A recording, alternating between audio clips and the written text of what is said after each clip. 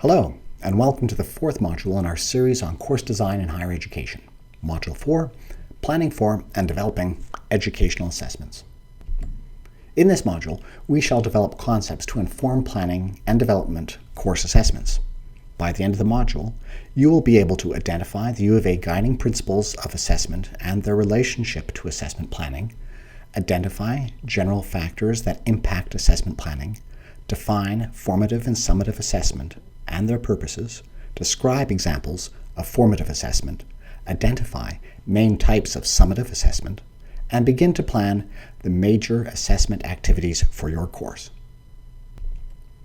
The University of Alberta provides a set of guiding principles that should be taken into consideration when planning your course assessment.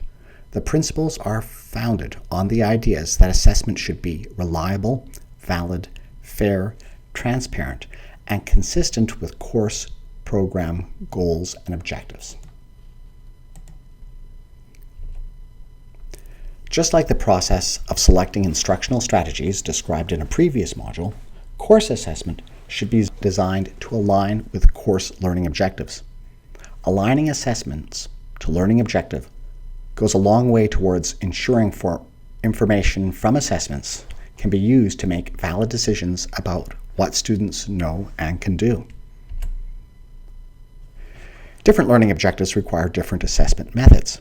For example, learning objectives that ask students to identify, classify, match, rank, or solve likely be easily assessed with multiple choice tests, whereas those that ask students to debate, create, demonstrate, or write would require some form of performative assessment.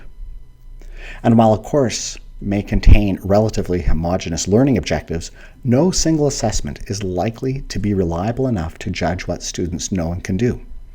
As a result, courses should have multiple assessments and be multifaceted where appropriate. Courses should include formative and summative assessment. Formative assessments provide specific feedback about students' strengths and weaknesses that can be used to guide learning. Assessment feedback is not considered formative unless students are provided the opportunity to use the feedback, to improve their learning.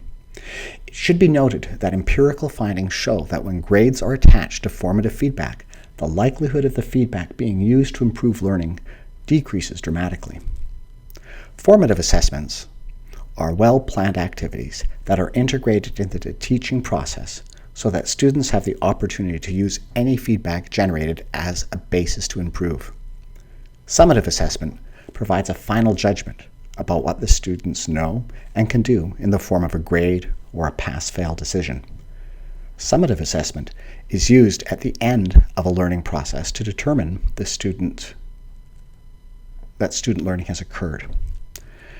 Courses typically have multiple summative assessments that attend to different sets of learning objectives or learning outcomes that build off previously assessed learning objectives. Traditional paper and pencil tests that contain multiple choice, short answer, and/or essay questions are a common type of summative assessment in higher education. Summative assessments also include major projects, papers, or demonstrations of performance that are graded and count towards a course grade. Summative assessments should be reliable. Reliability is consistency and means that an assessment will produce similar results when used repeatedly. When using assessments to make judgments about how students rank in a course, assessment scores should be relatively reliable. This means that students are expected to be ranked similarly if they were assessed more than once with the same assessment. When using assessments to make judgments about whether students met a standard, assessment scores should be absolutely reliable. This means that students are expected to get the exact same score if they were assessed more than once with the same assessment. Improving reliability on a traditional paper and pencil exam can usually be achieved by adding more of the same type of questions to the exam.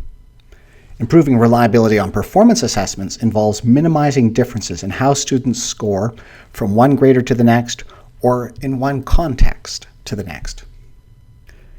Making assessment criteria clear and specific is not only an issue of fairness and supporting learning, it also increases the chances that scoring methods produce grades that are reliable and aligned with intended learning objectives or standards.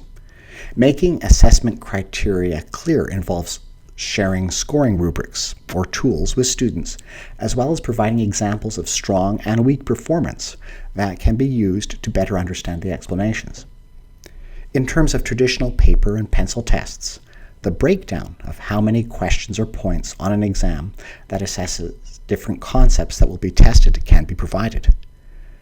This covers the relevant guiding principles for planning and designing course assessments. To access a full list of guiding principles, use the following link. Shifting to focus on planning, the context that a course exists within creates opportunities and limitations for what can and cannot be done with assessment. It's a good idea to start by analyzing the environment that a course exists in order to make initial decisions about assessment. For example, in a course with limited TA support and a large number of students, certain types of assessment are going to be off the table due to the amount of time and resources required to administer and mark them. Similarly, formative assessment activities will have to be chosen that are more self-directed in nature or integrated with guided activities throughout the term. Ultimately, the challenge is to select methods that maintain alignment with course learning objectives despite apparent constraints. For your reference, we will now describe some formative assessment examples. Formative assessment can be set up as in-class course activity. A simple example would be conducting a web poll during a lecture on a complex topic. Responses would be designed to highlight common misconceptions, and poll results would be used to guide the direction of the lecture or discussion and to correct student misunderstandings. Formative assessment can also be set up as out-of-class activities that support the completion of graded assignments. For example, as part of a project, you can have students provide reviews of each other and their work based on well-defined marking rubrics. You can also provide exemplars of strong and poor work that students can use as a basis for self-assessment. There are two main categories of summative assessment: traditional paper and pencil tests and performance-based assessment. Traditional paper and pencil tests are usually composed of some combination of multiple choice questions and constructed response questions. Performance assessments require students to produce or demonstrate skills that are not appropriate to assess with traditional paper and pencil tests. While it is not always true, more often than not, traditional paper and pencil tests are more objective and easier to score at the expense of being less able to assess authentic, complex learning objectives. As with instructional strategies, decisions about assessment start with learning objectives. The goal is to identify groups of learning objectives that make sense to be assessed together.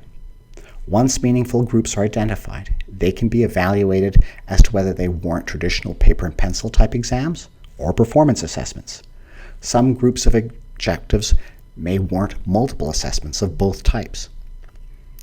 Groups of objectives that start with verbs like identify, classify, match, rank, explain, or solve can be assessed with more traditional multiple choice or constructed response tests. Objectives that require students to defend, synthesize, create, or demonstrate should be assessed with performance assessments. Once the major assessments of all groupings of objectives are identified, weights can be assigned based on things like number and importance of the objective assessed. Start by defining how much weight to assign to each group of objectives, then determine how to allocate weight to each assessment identified within each group. After major assessments and weights have been identified, look for opportunities to add formative assessment to support the learning that should happen as students move towards each summative assessment. Attached to this module is a planning tool that will take you through the steps needed to identify major assessments for the course. Try working through it as a basis to plan assessments for your course. This list of references and other resources can be found in the Resources and References file in your e-class. And as always, feel free to contact the CTL.